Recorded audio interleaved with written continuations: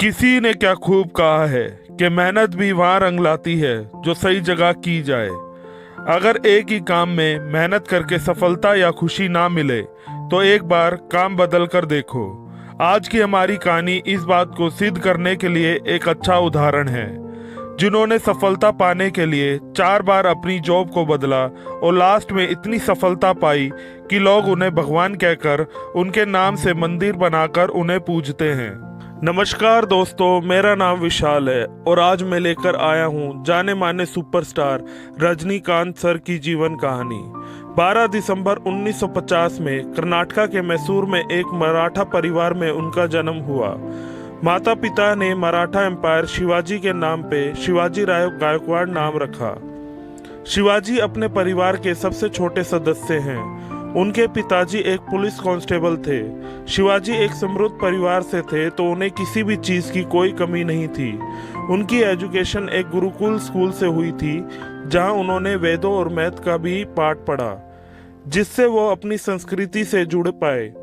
उन्होंने बचपन में एक नाटक में रोल किया, जिसके लिए मशहूर कवि देनरे जी ने खूब सराहा। छठी के बाद उन्होंने आचार्य स्कूल में बाकी की पढ़ाई पूरी की। इसी दौरान अनेक नाटकों में भी हिस्सा लेते रहे। माताजी के देहांत के बाद जैसे पूरे परिवार में दुख की लहर छा गई और शिवाजी को खर्चे के लिए स्कूल के बाद कूली की नौकरी करनी पड़ी। कूली के काम से गुजारा नहीं चल पाता था तो कारपेंटरी का काम किया।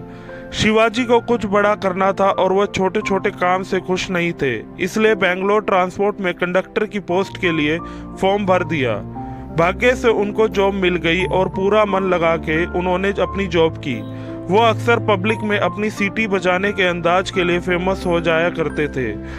साथ में अपनी एक्टिंग स्किल्स को भी दिखाने के में पीछे नहीं हटते थे।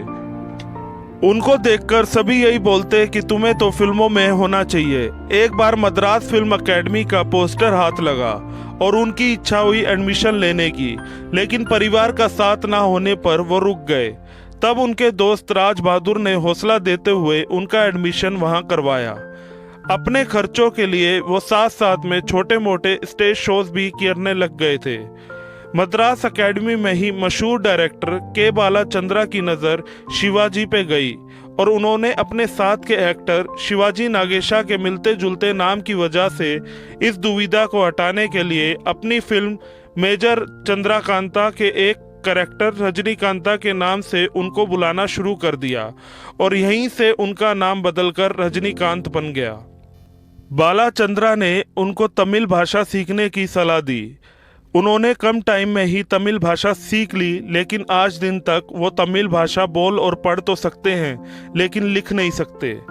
1975 में अपने छोटे रोल में तमिल फिल्म में रजनीकांत सर नजर आए, जो कंट्रोवर्सी में होते हुए भी 3 राष्ट्रीय अवार्ड से सम्मानित भी हुई।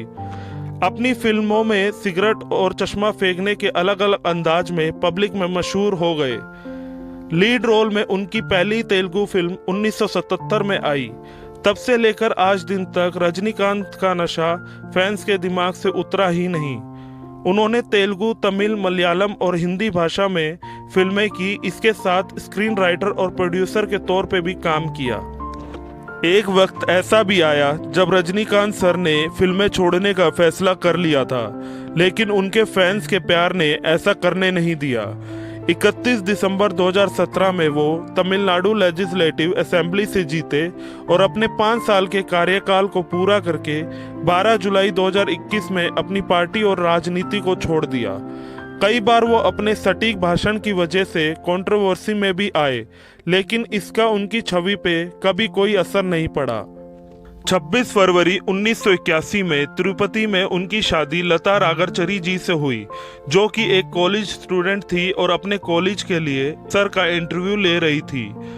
और वहीं पे उनकी पहली मुलाकात लता जी से हुई और दोनों ने शादी कर ली। उनकी 2 बेटियां सौंदर्या और ऐश्वर्या है। ऐश्वर्या ने मशहूर एक्टर धनुष से शादी कर ली। रजनीकांत सर इतनी सारी सफलताओं के बावजूद भी जमीन से जुड़े रहते हैं। उनके साधारण कपड़े और जरूरत का गिना चुना सामान उनको बाकी सबसे अलग कर देता है। चेहरे पे खुशी और दिमाग में सादापन, यही उनकी खासियत है। रजनीकांत सर लगातार अपने चैरिटी काम के लिए भी लोगों के दिलों में छाए रहते हैं। और वो अपने इस काम के लिए इतने मशहूर हैं कि लोग उन्हें भगवान का दर्जा देते हैं। लोगों का कहना है कि जिस तरह भगवान से मांगो तो खाली हाथ नहीं लौटता, वैसे रजनीकांत सर के पास मदद मांगने के लिए जाओ तो इंसान खाली हाथ नहीं लौटता। रजनीकांत सर को अपनी फिल्मों के लिए कभी त्योहार का इंतज़ार नहीं करना पड़ता, क्योंकि जब भी उनकी फिल्म रिलीज होती है उनके फैंस उस दिन को ही त्योहार बनवा देते हैं।